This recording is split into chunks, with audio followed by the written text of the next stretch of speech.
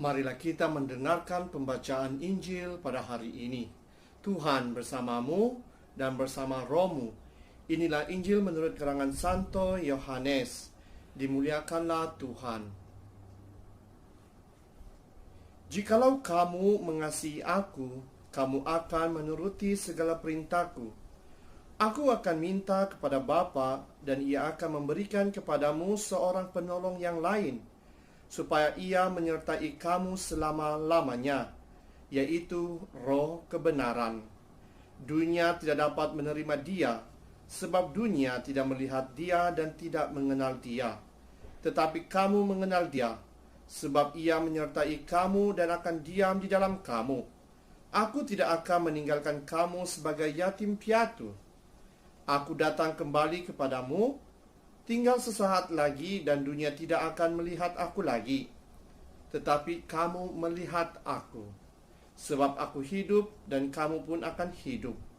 Pada waktu itulah kamu akan tahu bahwa aku di dalam Bapa-Ku dan kamu di dalam aku dan aku di dalam kamu.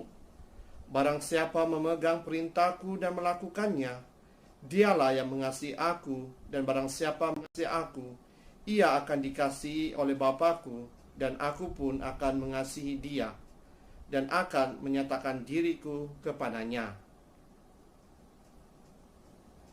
Demikianlah Injil Tuhan. Terpujilah Kristus. Saudara dan saudari yang seiman dalam Yesus Kristus, pertanyaan yang harus kita tanya dalam diri kita pada saat ini, bagaimanakah perhubungan kita dengan Tuhan? Adakah perhubungan kita dengan Tuhan hanya sekadar kawan biasa sahaja? Kawan yang hanya mencari Dia apabila kita memerlukan pertolongan daripadanya? Ataupun kita mempunyai perhubungan yang akrab lebih daripada seorang kawan? Perhubungan kita seperti memerlukan di antara satu sama yang lain, yang sentiasa berbicara dengan Dia, yang sentiasa bersyukur kepadanya, dan kita sentiasa mencari Dia, tidak kira pada waktu senang ataupun susah. Kita harus renungkan di dalam kehidupan kita setiap hari, karena bagi seorang kawan yang akrab, kita tidak pernah ditinggalkan oleh Yesus. Sama seperti di dalam pembacaan Injil pada hari ini, Dia mengatakan, Aku tidak akan meninggalkan kamu sebagai yatim piatu. Aku akan mengutus Roh Kudus, yakni Roh kebenaran, untuk menghibur dan menguatmu. Inilah janji Yesus kepada kita. Apabila Dia kembali ke pangkuan Bapanya di surga, Dia tetap menurunkan kuasa Roh Kudusnya ke dalam diri kita untuk membantu kita, untuk menguatkan kita. Inilah tanda persahabatan yang erat yang diberikan Yesus kepada kita. Jadi sebagai balasannya, adakah kita mempunyai persahabatan yang erat juga dengan Yesus? Ini juga dapat ditunjukkan di dalam diri para rasul apabila mereka pergi ke Samaria dan memberitakan kabar gembira tentang Yesus. Dan apabila mereka berbicara, kuasa Roh Kudus itu berkarya di dalam diri mereka, dan ramai orang-orang Samaria percaya akan Yesus. Dan juga Santo Petrus memberitahu kita di dalam pembacaan kedua pada hari ini, bersiap sedialah setiap saat untuk memberi tanggung jawab kepada setiap orang yang meminta dari kamu tentang pengharapan yang ada padamu, tapi semuanya itu kamu harus lakukan dengan lemah lembut dan penuh hormat. Jadi inilah yang harus kita lakukan. Apabila kita bersaksi, kita harus bersaksi demi nama Yesus dengan sikap lemah lembut dan hormat, dan bukannya kita bersikap ego, dan bukannya kita bersikap menghakimi, karena tidak semua orang mengenali siapa itu Yesus. Jadi kita lah, melalui pembaptisan kita, melalui sakramen penguatan kita, kita harus bersaksi mengenai Yesus dengan lemah lembut.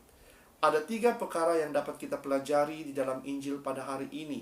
Yang pertama,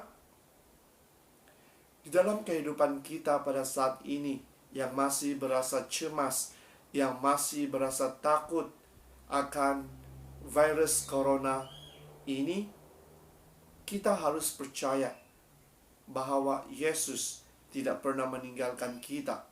Karena apa? Karena Dia telah menurunkan kuasa Roh Kudus-Nya di dalam diri kita untuk membantu kita.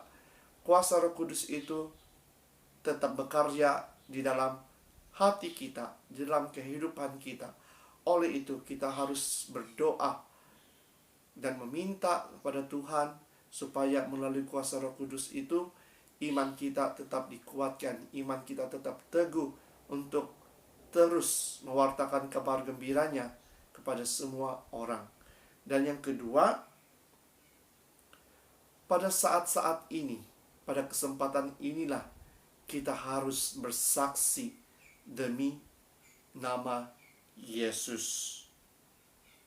Tetapi kita harus ingat, kesaksian itu bukan hanya melalui kata-kata kita sahaja, tetapi harus ditunjukkan dengan perbuatan-perbuatan kita.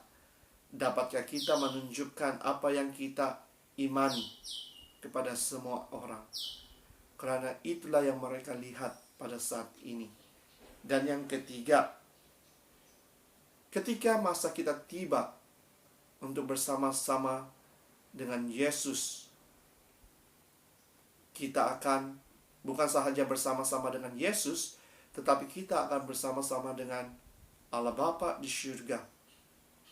Dan kita akan menyapa Bonda Maria sebagai Bonda surgawi.